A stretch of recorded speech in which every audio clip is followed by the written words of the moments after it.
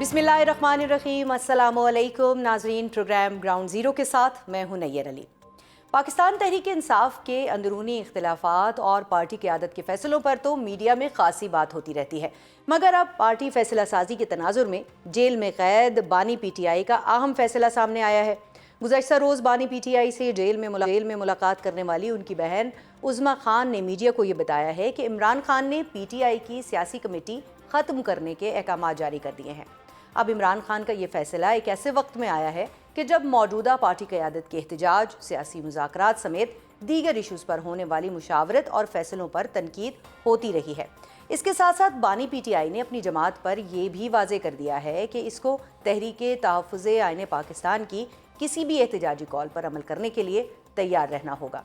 इमरान खान की वज़ीर आला सोहेल आफरीदी को थपकी और फ्रंट फुट पर खेलने की हिदायत भी एक ऐसे वक्त में बहुत अहम है जब कल यानी 4 दिसंबर को NFC अवार्ड इजलास में वज़ीर आला आफरीदी खुद शरीक होकर सूबे की नुमाइंदगी करने का इशारा दे चुके हैं।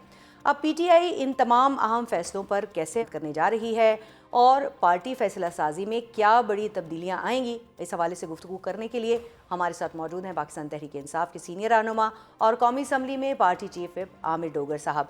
अस्सलाम वालेकुम डोगर साहब। जी वालेकुम अस्सलाम। PTI की जो क़यादत है, मरकज़ी क़यादत, उनकी वज़ीर आला खैबर पख्तूनख्वा से एक मुलाकात हुई है, तो उस मुलाकात के हवाले से क्या अब तक आपके पास इत्तलात पहुँची है? जी बिस्मिल्लाहिर्रहमानिर्रहीम, बहुत शुक्रिया। ये मुलाकात एक तो कल NFC जो मीटिंग होने जा रही है, जो एक बड़ी मीटिंग है और छोटे सूबों के जो चीफ मिनिस्टर्स थे उनके पुरजोर मुतालबे पर ही हो रही है। तो एक तो उसके लिए होमवर्क करना था और दूसरा मुल्क में हालिया जो सियासी सूरत हाल है और जो टेम्परेचर बड़ा हाई है और मुमकिना तौर पर आगे तहरीक इंसाफ ने अपनी एक बड़ी एग्रेसिव एक सियासी हिकमत अमली बनानी है, उसकी भी एक कड़ी है। तो कल NFC की मीटिंग है और हम बड़ा अरसा से हम कह रहे हैं कि KPK को उसके वसाइल के मुताबिक उसका हिस्सा नहीं मिल रहा और वफाक जो है वो सूबाई छोटे सूबों के साथ जो है वो उस NFC में जो चीज़ तय की गई है उसके मुताबिक उनको शेयर नहीं दे रहा। तो कल की यानी जो कल की जो मीटिंग उसमें वो मीटिंग अटेंड भी करेंगे वज़ीर आला साहब, और PTI का जो फैसला है कि वज़ीर आला खैबर पख्तूनख्वा फ्रंट फुट पर खेलते हुए एक टफ टाइम भी वहाँ पर देंगे, तो ये दोनों चीज़ें साथ होंगी तो वफाक को अपनी बातों के लिए कैसे मनाएंगे? ज़ाहिर है उन्होंने अपनी वकालत करनी है अपने सूबे की, अपने 3.5 करोड़ आवाम के हकूक़ का मुकदमा पेश करना है। अब वो जिस अंदाज में भी पेश करेंगे वो उनका अपना अंदाज़ है। आप उसको जो मर्ज़ी कहें, जिस तरह से मर्ज़ी बात करें, लेकिन वो कल नौजवान हैं और बड़े पुरअज़्म हैं और समझदार हैं और एक जज्बा है उनका वो सूबे को तरक्की याफ्ता बनाने का। तो मुझे उम्मीद है कि वो अपना मुकदमा शानदार अंदाज में पेश करेंगे वफाक के सामने और बाकी उनके साथ उनके साथी वज़ीर आला भी बैठे होंगे और तकरीबन सूबाई जो छोटे सूबे हैं उनके मसाइल और मुकदमा एक जैसा ही है। तवक्कुआत क्या KPK होंगी? का तवक्कुआत क्या हैं आपकी कल के इजलास से? वो जो 22 अरब रुपए के वाजिबात की बात हो रही है, क्या उनकी अदायगी होगी? क्या KP अपना हिस्सा लेने में कामयाब हो सकेगा या नहीं हो सकेगा? देखें, अगर आप वफाक और उसकी इकाइयों और फेडरेशन की बात करते हैं और वफाक को अगर एक बड़ा भाई बनकर बाकी एक एक एक एक एक, एक उसको सरपरस्ती करते हुए छोटे सूबों के जो हकूक़ हैं उनका जो हिस्सा है उनके वसाइल के मुताबिक जो इनकी डिमांड है उसको पूरा करना चाहिए। हक तो यही बनता है और उम्मीद भी मेरी यही है कि हम अपना हक लेने में इंशाल्लाह कामयाब ज़रूर होंगे। हक लेने में तो आप कामयाब हों, ये उम्मीद है आपकी, लेकिन दूसरी जानिब अगर हम कल की मुलाकात की बात करें तो उसके बाद एक बड़ा जो फैसला सामने आया वो ये कि तहरीक इंसाफ की सियासी कमेटी की अब ज़रूरत नहीं है, उसको ख़त्म कर दिया जाए। तो क्या सियासी और इलेक्टेड लोग जो कि फ़ैसला साजी में अपना किरदार बेहतर तरीके से अदा कर सकते हैं उसकी PTI को ज़रूरत नहीं है, या कोई और मैकेनिज़्म बनाया गया है फ़ैसला साजी के लिए? नहीं, PTI एक पॉलिटिकल पार्टी है سیاسی فیصلہ سازی اور سیاسی لوگوں کی ضرورت تو ہر وقت رہتی ہے. ایک جی کور کمیٹی بھی ہے اور یہ پولیٹیکل کمیٹی دراصل اس کور کمیٹی میں سے یہ کمیٹی نکلی تھی جو پہلے مرحلے میں تو کم لوگ تھے اور پھر یہ پھیلتی چلی گئی. اور اس میں کافی عرصے سے سیکرٹری جنرل صاحب یہ چاہ رہے تھے کہ اس کمیٹی کو تھوڑا سا اس کا سائز کم کر کے اور اس کو اور زیادہ مؤثر بنایا جائے اور ایک نیا میکنزم کے تحت اس کو چلایا جائے. تو یہ اسی کی طرف ایک پیش رفت ہے. اور خان صاحب کو جب کوشچن جاتے ہیں یا جو مختلف چیزیں جاتی ہیں کہ یہ چیزیں ہیں تو سیکرٹری جنرل کے حوالے سے یہ بات تھی. یعنی یہ انہوں نے پھر سلمان سیکرٹری اکرم جنرل راجہ صاحب صاحب کی خواہش پر ہوا ہے کہ وہ فورم جس میں سیاسی فیصلے کیے خواہش سے جاتے تھے اس کو مراد کے ختم کر دیا جائے. سب لوگ نہیں ایسا نہیں. میری جی بات کو آپ کیوں غلط انداز میں ایک سوال کو آپ نے کہاں سے نہیں، کہاں میں پہنچا تو دیا. سوال کر رہی ہوں، آپ ڈینائی کر میں رہے نے ہیں. آپ کو جواب دیا تو ہے کہ وہ چاہتے ہیں کہ اس کو اور مؤثر انداز سے اس پولیٹیکل کمیٹی کو بنایا جائے. تو ٹھیک اس ہے. کو ایک نئے پولیٹیکل انداز سے اسی کمیٹی کو شاید چھوٹی کمیٹی بنا کر اور جو مین لوگ ذمہ داران ہیں مختلف آفس بیرر ہیں ان کے اوپر مشتمل یہ کمیٹی بنائی جائے گی. ٹھیک ہے، یعنی یہ آپ نے ہمیں خبر دی نا اسی بہانے کہ اب ایک نئی کمیٹی بنے گی. یہ کمیٹی ختم ہو گئی ہے تو لیکن کوئی ٹائم فریم ہے کہ کتنے عرصے میں یہ نئی کمیٹی بن جائے گی اور اس کا جو مینڈیٹ ہے وہ کیا ہوگا؟ مینڈیٹ اس کے ٹی او آر اور ٹائم فریم کے بارے میں کچھ نہیں کہہ سکتا لیکن یہ جلد ہی بنے گی. ٹھیک ہے. جلد بن جائے گی. ٹھیک ہے، لیکن ڈاکٹر صاحب آپ نے جو یہ ساری سچویشن اس وقت سامنے رکھی ہے، ہم نے بھی دیکھی ہے کہ اس وقت جو ملاقات کے بعد کی سچویشن ہے، ملاقات ہو گئی. اب آج وافدہ صاحب کا ایک بیان آیا جس کا سٹارٹنگ جو تھا وہ ایسے کی تیسی سے تھا، کچھ ایسا لکھا ہوا تھا. تو اب یہ بتائیے کہ اس بیان میں انہوں نے واضح طور پہ کہا ہے کہ اگر ملاقات کے بعد سیاسی جو ہے وہ بیانات دیے جائیں گے تو ملاقاتیں نہیں ہوں گی. اس پر آپ کیا کہیں گے؟ میں ایک ایسے بے نامی سینیٹر کی جو لچر زبان اور جو گفتگو وہ کر رہے ہیں اور عرصہ دراز سے کر رہے ہیں، میں ان کی بات کا کسی کا جواب دینا مناسب نہیں سمجھتا.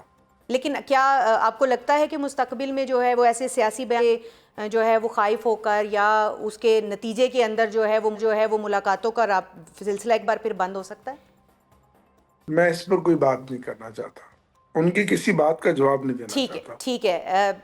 یہ آپ کا رائٹ ہے، لیکن یہ بتائیے گا کہ کل کی ملاقات میں وکٹ کے دونوں طرف کھیلنے کے حوالے سے بات کی گئی ہے کہ ایسے تمام لوگ جو وکٹ کے دونوں طرف کھیلتے رہے ان کی کوئی گنجائش نہیں ہے. یہ کن لوگوں کی بات ہو رہی ہے؟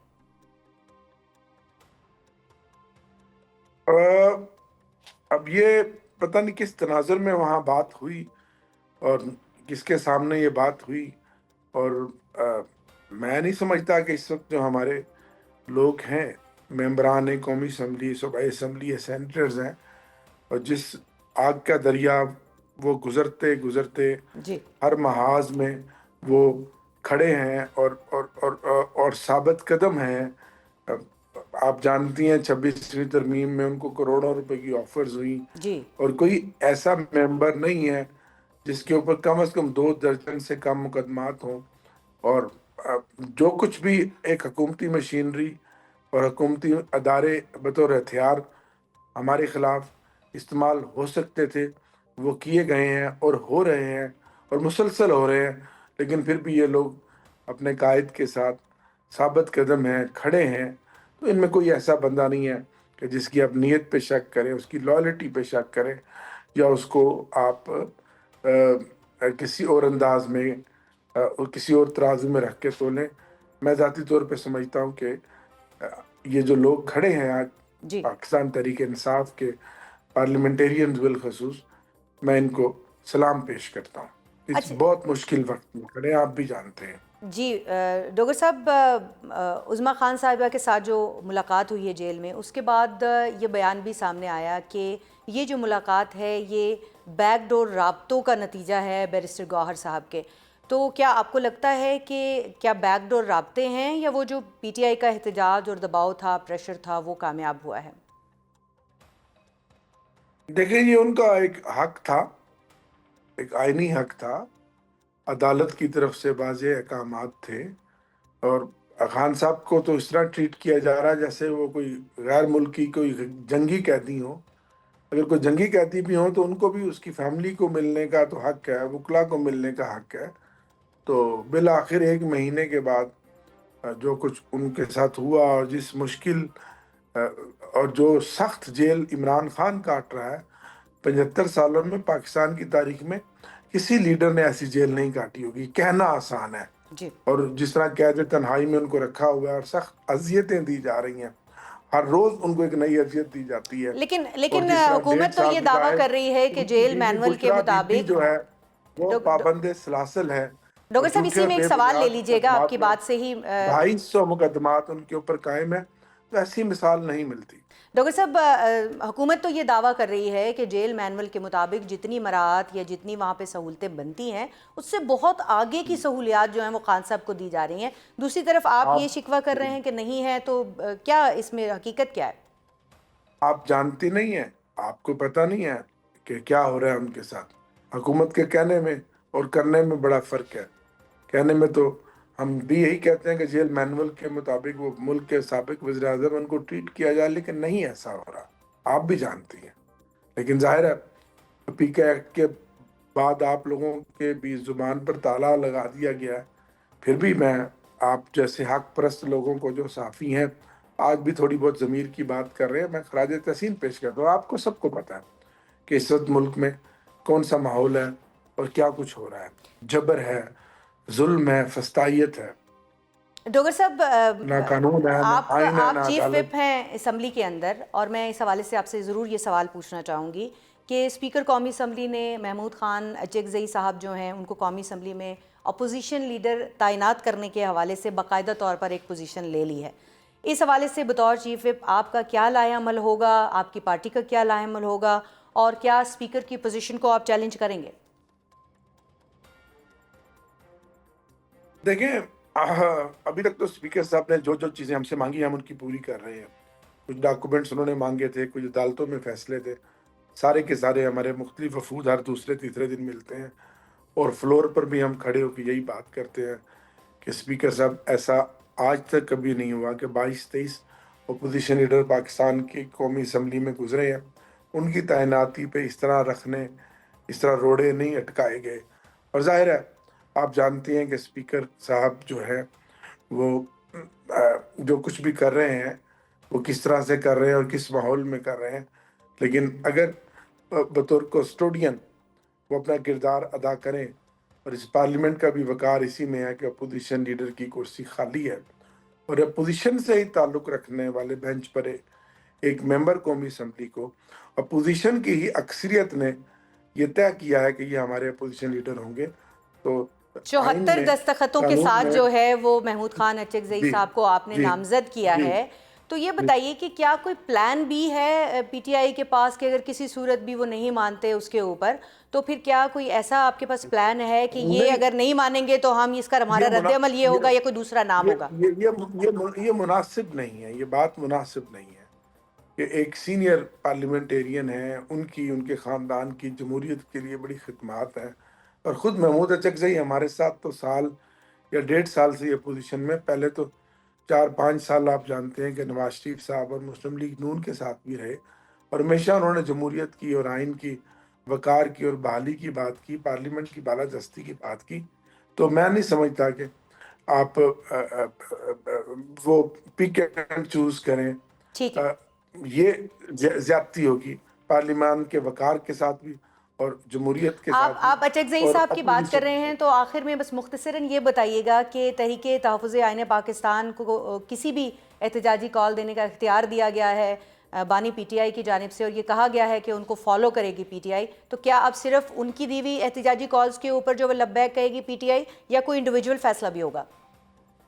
ظاہر ہے اس کے اندر secretary general P T I سے ہیں اسد کیسر صاحب، باقی بھی تحریک انصاف کے لوگ شامل ہیں. تو ایک کامن وزڈم کے ساتھ مشترکہ لائحہ عمل بنایا جائے گا، اور اس میں مختلف ہم خیال لوگ ہیں، مختلف پولیٹیکل پارٹیاں ہیں.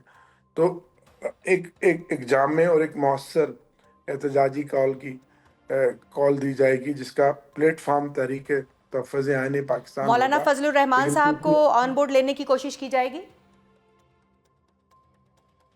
مولانا فضل الرحمان صاحب کو بھی ظاہرہ وہ پوزیشن کا حصہ ہے، میں ذاتی طور پر سمجھتا ہوں کہ ان کو بھی آن بورڈ لینا چاہیے تاکہ ایک گرینڈ الائنس بنے اور ایک مضبوط اور مؤثر اپوزیشن آگے چل کر حکومت کو ٹف ٹائم دینے کے لیے یہ بہت ضروری ہے۔ بہت شکریہ، عامر ڈوگر صاحب ہمارے ساتھ موجود تھے اور وہ واضح طور پر کہہ رہے ہیں حکومت کو ٹف ٹائم دینے کے لیے تحریک تحفظ آئین پاکستان کے پلیٹ فارم سے ایک ساتھ مل کر اپوزیشن آگے بڑھے گی، اور اس حوالے سے جو ہے وہ مولانا فضل الرحمان بھی اس کا حصہ ہوں گے، وہ یہ توقع کر رہے ہیں۔ اور اب ہم موجودہ سیاسی اور پارلیمانی منظرنامے پر ہونے والی مختلف ڈیولپمنٹس اور پس منظر میں چھپی پیش رفت کے حوالے سے ایک ایسے صحافی سے بات کریں گے اور ان کا تجزیہ لیں گے کہ جن کی ان تمام معاملات پر بہت گہری نظر ہے۔ ہمارے ساتھ موجود ہیں سینئر صحافی اور ایکسپریس نیوز اسلام آباد کے بیورو چیف عامر الیاس رانا صاحب۔ السلام علیکم رانا صاحب۔ جی وعلیکم السلام۔ رانا صاحب، آپ کو پروگرام میں خوش آمدید کہوں گی۔ سب سے پہلے تو یہ بتائیے گا کہ گزشتہ روز عظمیٰ خان کی بانی پی ٹی آئی سے ملاقات ہو گئی، ملاقات کے پیچھے کیا واقعی بیرسٹر گوہر کا ہاتھ تھا یا کوئی اور بھی معاملہ ہے اس میں؟ دیکھیں، جس کا بھی ہاتھ تھا بات چیت سے طے ہوا نا، پریشر سے نہیں ہوا۔ ایشو اس طرف آنا چاہیے کہ جو پی ٹی آئی سمجھ رہی تھی کہ ہم دبا لیں گے، اور وہ جب سے عدم اعتماد کے بعد گورنمنٹ گئی تھی مسلسل یہی کام کر رہے تھے۔ 25 مئی 2022 سے عمران خان کر رہے تھے یہ کام۔ اب پارٹی نے سوچا، وزیر اعلیٰ بدلا، سب کچھ ہوا، لیکن نہیں بن رہی تھی بات۔ تو ملاقات ہونا خوش آئندہ ہے، ایسی کوئی بات نہیں ہے، ہونی بھی چاہیے، لیکن جو باتیں سامنے وفاقی وزراء لائے کہ سیاسی نہیں ہونی چاہیے، تو عمران خان نے تو پہلے سے زیادہ تیز بیان جو ان کے ایکس ہینڈل پہ آیا ہے، تو انہوں نے تو کوئی بات نہیں مانی۔ اور اب فیصل واوڈا بھی بیان دے رہے ہیں، کوئی کچھ دے رہا ہے کہ آئندہ بھی نہیں ملاقات ہوگی۔ دیکھیں میں آپ کو جی بالکل، میں دیکھ رہی تھی فیصل واوڈا کا جو بیان ہے، انہوں نے واضح طور پر یہ کہا ہے کہ بیان بازی اور جو سیاسی پیغام رسانی ہے وہ ہوگی تو پھر ملاقاتوں کا جو راستہ کھلا ہے وہ بھی بند ہو جائے گا۔ تو اس کو آپ کیسے دیکھتے ہیں، یا کدھر جائے گی بات آگے؟ دیکھیں، جو بات عظمیٰ خان صاحبہ نے کہی اور اس سے کہیں سخت پھر ان کے ٹویٹر سے آئی، تو یہ بات تو کلیئر ہوگی کہ عمران خان کوئی بات نہ سمجھنے کے لیے تیار ہے نہ ماننے کے لیے تیار ہے۔ ٹھیک ہے، ان کی پارٹی کے لیڈر، جن کا ایک کا نام آپ نے بیرسٹر گوہر کا لیا، اسد کیسر ہیں، یہ لوگ پارلیمنٹ میں عمران خان کی رہائی پہ بات نہیں کرتے۔ جی یہ چاہتے یہ ہیں کہ ان کے لیڈر کو کوئی راستہ ملے، لیکن ان کو یہ پتا ہے کہ وہاں بات کر کے اور نقصان ہوگا۔ اب یہ بات عمران خان کو کون سمجھائے؟ اب بہن گئی ہیں، ظاہر ہے انہوں نے گلے شکوے سارے پہنچائے ہوں گے، پارٹی کے بھی، لوگوں کے بھی، عمران خان کے بھی لوگوں کے سامنے لائے ہیں۔ اگر وہ اس تک ہوتا تو شاید ٹھیک تھا۔ پھر جس طرح سے انہوں نے فیلڈ مارشل پہ تنقید کی، سر عام کی، وہ چیزیں عمران خان کے لیے سیاسی راستے کو اور مسدود کرتی ہیں، ان کی پارٹی کے لیے مسدود کرتی ہیں۔ انہوں نے اپنی پارٹی کے ان سب لیڈروں کو میر جعفر صادق قرار دے دیے جو نیشنل ڈیفنس یونیورسٹی کی ورکشاپ میں نیشنل سیکورٹی میں گئے تھے، جی بالکل، اور وہ اب بیچارے تعویلیں دیتے پھر رہے ہیں کہ نہیں جی ہماری پارٹی نے ہمیں نامزد کیا تھا، ہم تو خود نہیں گئے تھے۔ کچھ لوگ باتیں بنا رہے ہیں کہ یہ مشال یوسف زئی کی وجہ سے سارا کچھ ہوا ہے، شاید بہنیں نہیں چاہتی تھی کہ مشال کو پہلے بھی ٹکٹ ملا ہے بیگم بشرا کی وجہ سے، اور اب وہ بھی گئی تھی تو خان کو پوری پکچر نہیں دی گئی۔ یہ with in the P T آئی ایک نئی لڑائی شروع ہو چکی ہے کہ جی یہی وہ لوگ ہیں جن کی طرف وکٹ کے دونوں طرف کھیلنے والی بات کی گئی ہے؟ نہیں، یہ اور لوگ ہیں وکٹ، وہ تو عمران خان نے واضح کیا نا کہ جو لوگ نیشنل سیکورٹی ورکشاپ میں گئے وہ وکٹ کے دونوں طرف کھیل رہے ہیں، اور میرے پاس گنجائش نہیں ان کی۔ لیکن مشال یوسف زئی کو انہوں نے سنگل آؤٹ پی ٹی آئی کے اپنے لوگ کر رہے ہیں اب، کیونکہ عمران خان نے تو سب کو کہا، لیکن پی ٹی آئی کے اندر یہ ہو رہی ہے کہ یہ مشال کی وجہ سے ہوا، اور پتہ نہیں کیا بتایا خان صاحب کو، اور ان سے وہ جو وکلا کا تھا سارا معاملہ وہ بھی لے لیا گیا، اور وہ سارا چیف منسٹر کو دے دیا گیا۔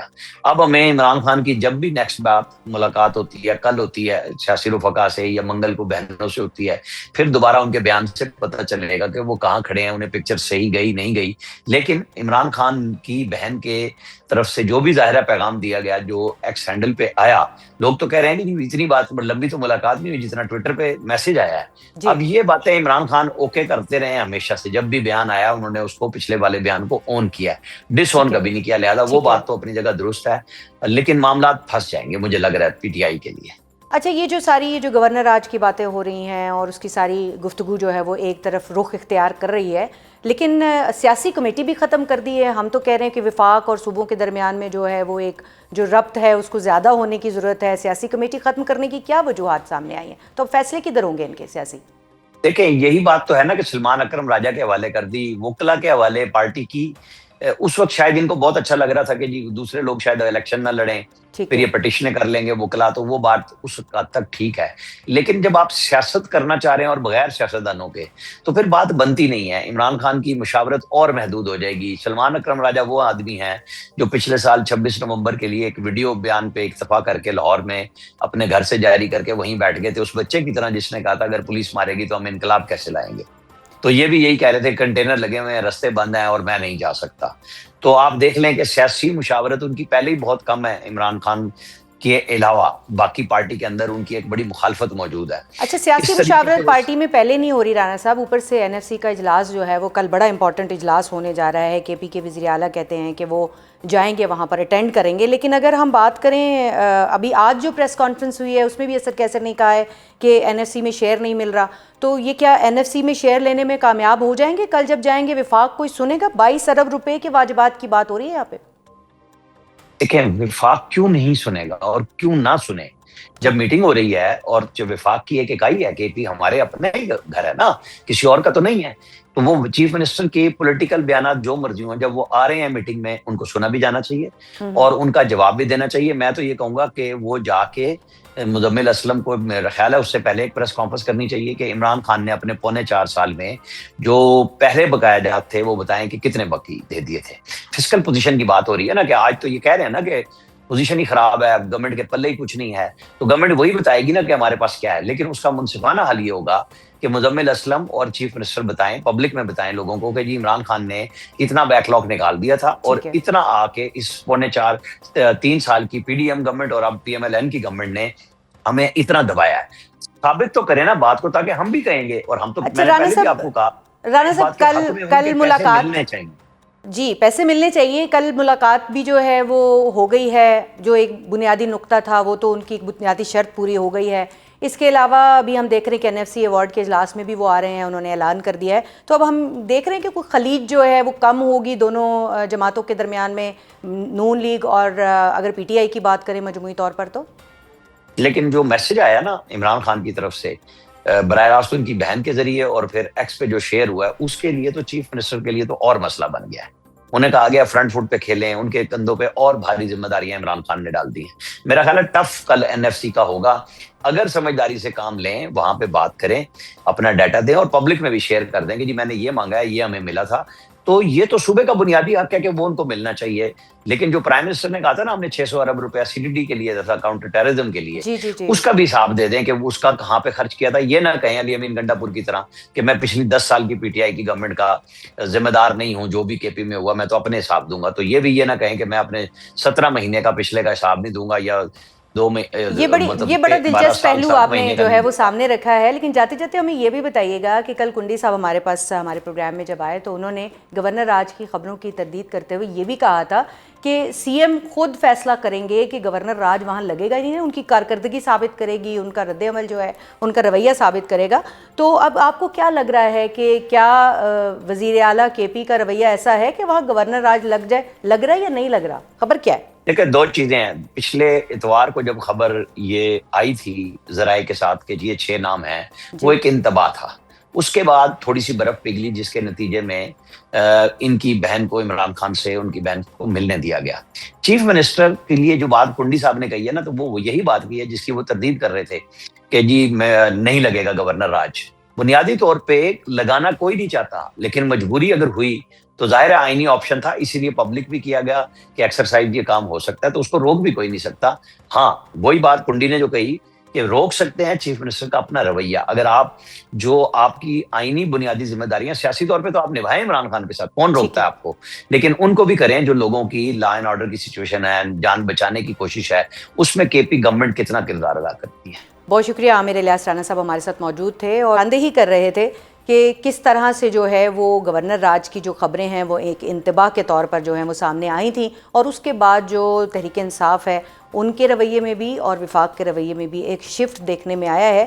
لیکن یہ شفٹ کتنی دیر تک رہتا ہے, ایسی صورت میں جب جیل سے واپس آنے کے بعد جو سیاسی بیان بازی ہوئی ہے اور جو ٹویٹر کے اوپر ایک پوری جو ہے وہ کتاب لکھی گئی ہے, اس کے بعد کیا ہوگا یہ شفٹ جو ہے یہ تو ہم دیکھیں گے، لیکن دوسری طرف امریکہ کی جو افغانستان کے حوالے سے پالیسی ہے اس میں بھی شفٹ دیکھنے میں آ رہا ہے، امیگریشن کے حوالے سے جو پالیسی ہے اس میں بھی شفٹ دیکھنے میں آ رہا ہے، تو یہ شفٹ کس حد تک ہوگا؟ اور اب پروگرام میں بات ہوگی خارجہ پالیسی فرنٹ کی، جہاں پر ایک اہم پیش رفت ہوئی ہے۔ امریکی میڈیا کے مطابق ٹرمپ انتظامیہ نے 19 ممالک کے تارکین وطن کی جانب سے دائر کردہ امیگریشن درخواستوں کو روک دیا ہے۔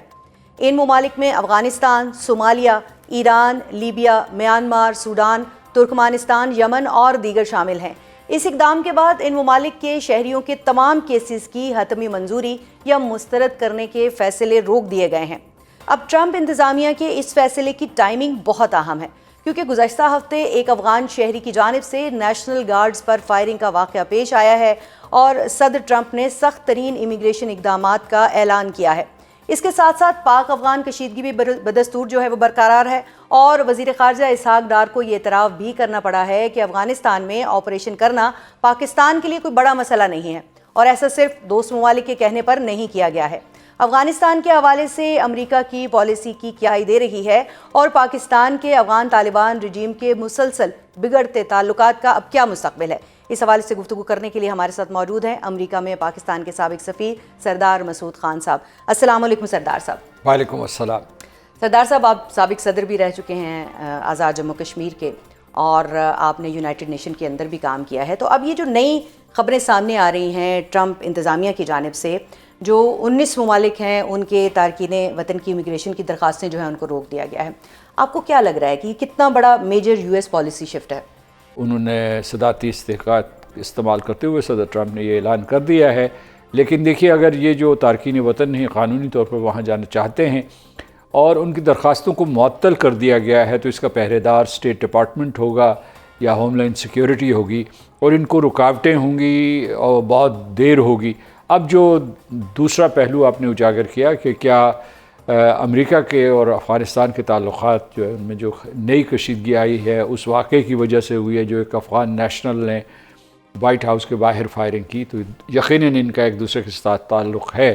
لیکن ایک چیز یہ ہے کہ ابھی تک جو ہے امریکہ نے افغان طالبان کی حکومت کو تسلیم نہیں کیا، ان کے درمیان کشیدگی ہے، لیکن ان کے درمیان رابطے بھی تھے۔ اب دیکھنا ہے کہ وہ رابطے قائم رہیں گے یا بالکل ٹوٹ جائیں گے۔ ہمارے کچھ اس سلسلے میں جو ہے وہ تحفظات بھی ہیں، مطالبات بھی ہیں، یعنی اگر امریکہ کا افغان طالبان کے ساتھ اثر و رسوخ ہے یا کوئی رابطے ہیں، تو وہ پاکستان کے خلاف افغان طالبان جو دہشت گردی کی سرپرستی کر رہے ہیں اس کو ختم کریں، جو تحریک طالبان۔ لیکن اب یہ جو ایک سپل اوور افیکٹ تھا طالبان افغان رجیم کا، تو وہ تو اب امریکہ تک پھیل گیا ہے، تو اب آپ کو لگ رہا ہے کہ امریکہ کی جانب سے کوئی دو ٹوک موقف اپنایا جائے گا؟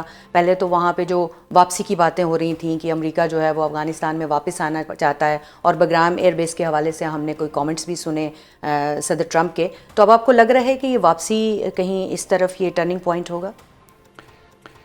اگر دو قوتوں میں اتفاق یا الحاق ہو گیا تو اس کے بعد اس کا امکان ہے۔ مثال کے طور پر جو لبرل افغان تھے جن کو حکومت سے محروم کیا گیا، اشرف غنی اس کے ارد گرد جو لوگ تھے، یا حامد کارزائی، یا اس کے علاوہ جو ناردرن افغانستان کی قوتیں ہیں، یہ اگر مجتمع ہو جاتی ہیں اور افغان طالبان کے خلاف نبرد آزما ہوتی ہیں، تو پھر اس کی جو ہے چانسز ہیں۔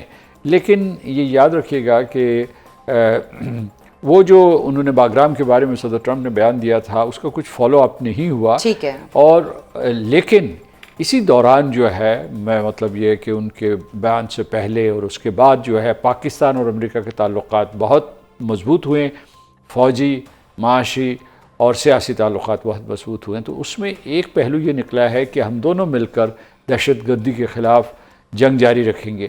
اب اس سلسلے میں ہمیں امریکہ کی مدد کی ضرورت ہے۔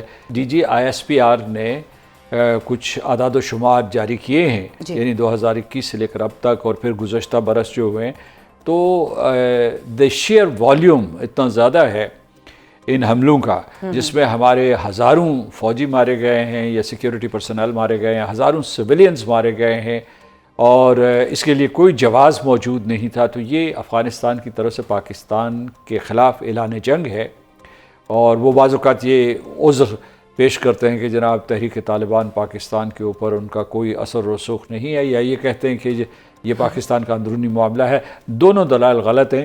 تو اس وجہ سے یہ ہے کہ ان بدلتے حالات میں پاکستان اور امریکہ کے درمیان اس شعبے میں خاص طور سے جو ہے دہشت گردی کے خلاف جنگ میں معاونت بڑھ سکتی ہے۔ اب وہ جو ایک گڈ طالبان اور بیڈ طالبان والی بحث تھی، میرا خیال ہے کہ وہ کسی حد تک جو ہے وہ ختم ہوتی ہوئی دکھائی دے رہی ہے، کیونکہ اب طالبان افغان رجیم جو ہے وہ ایک گلوبل تھریٹ بن کر سامنے آ رہی ہے، جو اس وقت سچویشن دکھائی دے رہی ہے۔